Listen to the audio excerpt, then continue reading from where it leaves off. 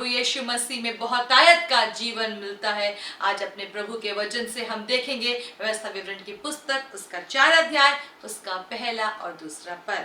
अब हे इस्राएल, जो जो विधि और नियम मैं तुम्हें सिखाना चाहता हूँ उन्हें सुन लो और उन पर चलो, जिससे तुम जीवित रहो। और जो देश तुम्हारे पितरों का परमेश्वर यहोवा तुम्हें देता है, उसमें जाकर उसके अधिकारी हो जाओ। जो आज्ञा मैं तुमको सुनाता हूँ उसमें ना तो कुछ बढ़ाना और ना कुछ घटाना, तुम्हारे परमेश्वर यहोवा की जो जो आज्ञा मैं तुम्हें सुनाता हूँ उन्हें तुम मानना।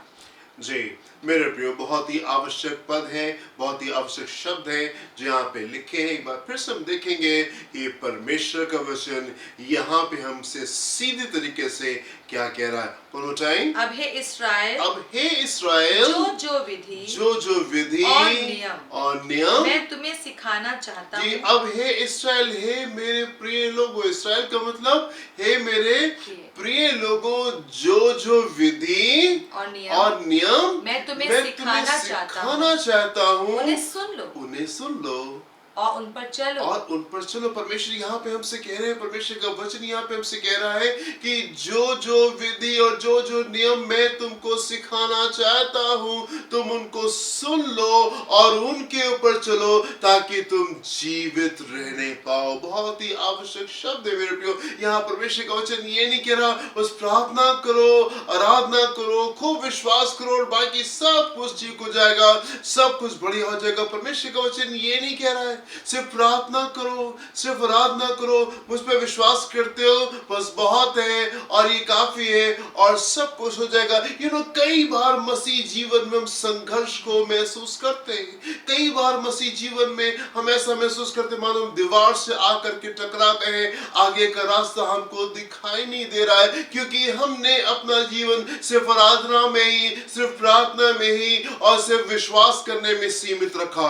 हम तो बहुत विश्वास करते हैं प्रभु पे, हम तो बहुत विश्वास करते हैं। हमने अपना सब कुछ छोड़ के हम प्रभु के पीछे चल दिए, हम उस पे बहुत विश्वास करते हैं और हम बहुत आराधना करते हैं, हम बहुत प्रार्थना करने वाले लोग हैं। बहुत अच्छी बात है आप आराधना करते, बहुत अच्छी बात है आप प्रार्थना करते, बहुत अच्छी बात है कि आप प्रभु पे बहुत ज्यादा विश्वास करते, पर सिर्फ ये काफी नहीं। It is good if you are doing all this, ये बहुत अच्छी बात है यदि आप ये सब करें, लेकिन ये काफी नहीं। It is not enough. आवश्यकता इस बात की मेरे प्रियो कि परमेश्वर का वचन हमारे जीवन में आने पाए। परमेश्वर हमसे क्या चाहते हैं, वो हमसे क्या कह रहे हैं, हमें पूरी आज्ञाकारिता में आ जाना है, हमें पूरी आज्ञाकारिता में आ जाना है।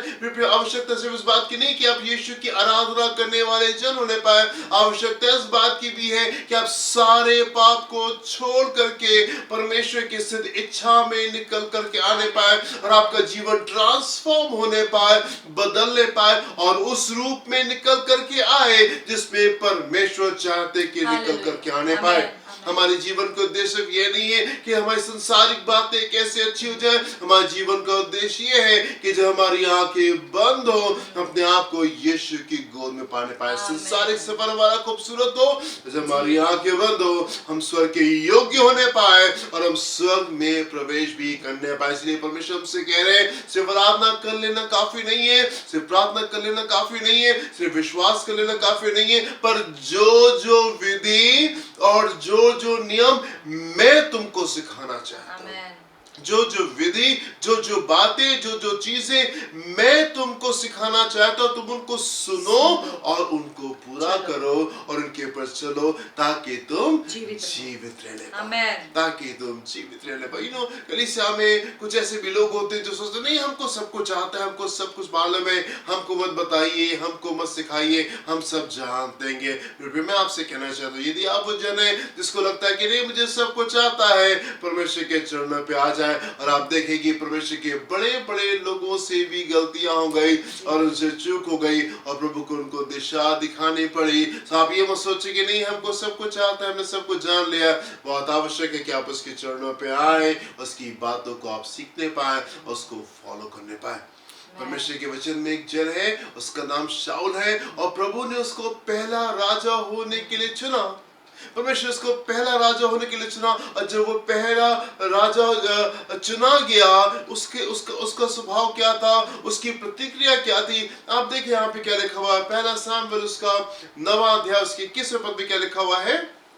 हालेलुया। शाऊल ने उत्तर देकर कहा, जी क्या मैं बिन्यामीनी हाँ। अर्थात सब इस्राएली गोत्रों में से जी। छोटे गोत्र का मैं नहीं तो हूँ? सबसे छोटे गोत्र का हूँ। क्या मेरा कुल बिन्यामीन के गोत्र जी। के सारे कुलों में से छोटा नहीं है? जी। इसलिए तुम मुझसे ऐसी बातें क्यों इसलिए वो कहता सामुएल से कह रहे, तुम मुझसे ऐसी बातें क्यों करो, मैं तो बहुत ही, मेरा गोत्र तो सबसे छोटा गोत्र है, और उस गोत्र में जो सबसे छोटा परिवार है वो तो मेरा परिवार है, और तुम मुझसे ऐसी बातें क्यों कर रहे हो। मेरे प्रिय परमेश्वर आपको वहां से उठा करके और वो राजाओं के साथ में आपको बैठा सकते, और वो आपको राजा बना सकते। आमेन, किस जगह आमेन, से, आमेन। जहाँ पे कोई इसकी पहचान नहीं जी, थी, जी। कोई इसकी सिग्निफिकेंस नहीं थी, कोई इसको नहीं जानता था, कोई इसको नहीं पहचानता था। प्रभु ने इसको शून्य से उठा करके हालेलुया। इसको राजा बना दिया, इसको राजा बना दिया।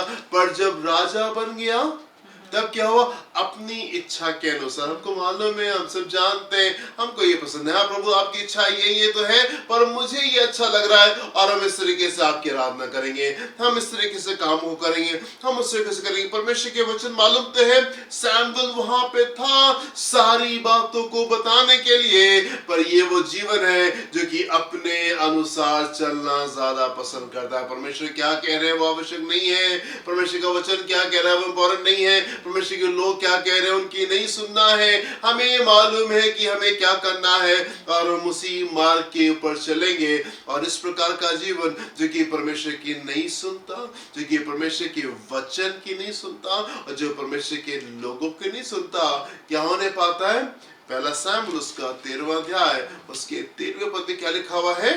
सैमुएल क्या कहते हैं यहाँ पे। शमूएल ने शाऊल से कहा, जी तूने मूर्खता का काम किया। तूने मूर्खता का काम किया है। तूने अपने परमेश्वर यहोवा की आज्ञा को नहीं माना। जी क्यों तुमने परमेश्वर यहोवा की आज्ञा को नहीं माना, और ये तुमने मूर्खता का काम किया है। जी नहीं तो यहोवा तेरा राज्य इस्राएलियों के ऊपर जी सदा स्थिर रखता, परंतु अब तेरा राज्य जी बना ना रहेगा। यहोवा ने अपने लिए एक ऐसे पुरुष को ढूंढ लिया है जिसके मन के मुताबिक है। तुम उसके मन के मुताबिक नहीं आराधना करते हो, प्रार्थना करते हो, गौर विश्वास करते हो, उसके मन के मुताबिक नहीं हो, परमेश्वर को इज्जत नहीं देते हो, परमेश्वर के वचन को इज्जत नहीं देते हो, परमेश्वर के लोगों को इज्जत नहीं देते हो, जो वचन में लिखा हुआ है तुम उसको पूरा नहीं कर रहे हो। तुमने बहुत मूर्खता का काम किया है कि तुमने परमेश्वर के वचन को पूरा नहीं किया,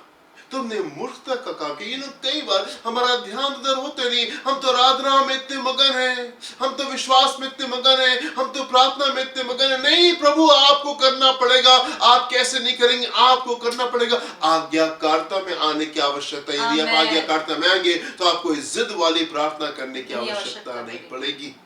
कई बार हम बस मगन रहते हैं आराधना में, प्रार्थना में, हम तो प्रभु पे बहुत विश्वास करते हैं, और परमेश्वर का वचन बहुत दूर होता है, परमेश्वर का वचन बहुत दूर होता है। जीवन परमेश्वर के वचन से बहता है, जीवन परमेश्वर के वचन से बहता है, उसकी आज्ञाकारिता में बहता है। पतरस ने, उसके मित्रों ने सारी रात मेहनत की, सारी रात मेहनत की और कुछ नहीं पकड़ा, पर जब प्रभु ने कहा यहाँ पे जाल डालो, हाँ पतरस कह रहे प्रभु यहीं पे तो हमने पूरी रात मेहनत की पर हमने कुछ नहीं पकड़ा, पर क्योंकि आप कहते हैं इसलिए मैं करता हूँ। और प्रभु के वचन के अनुसार जब उसने अब की बार जाल डाला, उसने ढेर सारी मछलियों को पकड़ा, इतनी ढेर सारी मछलियां कि वो संभाल नहीं पा रहा था, नेट को वो संभाल नहीं पा रहा था, इतनी ढेर सारी मछलियां। क्यों? क्योंकि परमेश्वर का वचन नहीं कहता। हालेलुया। परमेश्वर के वचन की आज्ञाकारिता में जब हम आते हैं तब हम जीवन को प्राप्त करते हैं, तब हम जीवन को प्राप्त करते हैं। मेरे पर सिर्फ आराधना कर लेना काफी नहीं है, सिर्फ प्रार्थना कर लेना काफी नहीं है। हम ध्यान से सुने परमेश्वर क्या कह रहे हैं, हम ध्यान से सुने परमेश्वर का वचन क्या कहता है, हम ध्यान से सुने परमेश्वर के लोग हमसे क्या कह रहे हैं। और जब आप परमेश्वर के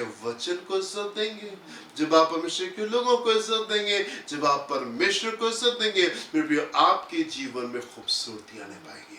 आपके जीवन में खूबसूरती आने पाएगी। आपने वचन में पढ़ा है, ये शाऊल के लिए कहा गया, तुमने परमेश्वर के वचन को नहीं माना, तुमने मूर्खता का काम किया है और इसलिए तुमसे ये गद्दी ले ली जाएगी, इसलिए तुमसे आशीषें ले ली जाएंगी, क्योंकि तुम आज्ञाकारी जन नहीं हो, तुमसे चीजें ले ली जाएंगी। मेरे प्रिय, होने पाए कि हम परमेश्वर के वचन को सुनने पाए, आज्ञाकारी होने पाए, और जो कुछ वो हमको सिखाना चाहता है, जो कुछ वो हमसे कहना चाहता है, हम उसको पूरी तरीके से करने वाले जन होने पाए।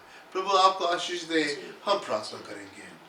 महान पिता परमेश्वर, जबकि आप हमको सबको एक जैसा मौका देते हैं कि हम अपने जीवन को चुन लें, अपने भविष्य को चुन लें, और आपने इसके लिए हम सबको आज्ञाएं दी हैं, नियम दिए हैं। होने पाए प्रभु जी हम अपने सिर्फ भावना से आराधना प्रार्थना करने वाले लोग ना हो, पर सच में पिता वो आदर जो हमें आपको, आपके वचन को, आपके लोगों को देना चाहिए, वो हमारे अंदर पाया जाए।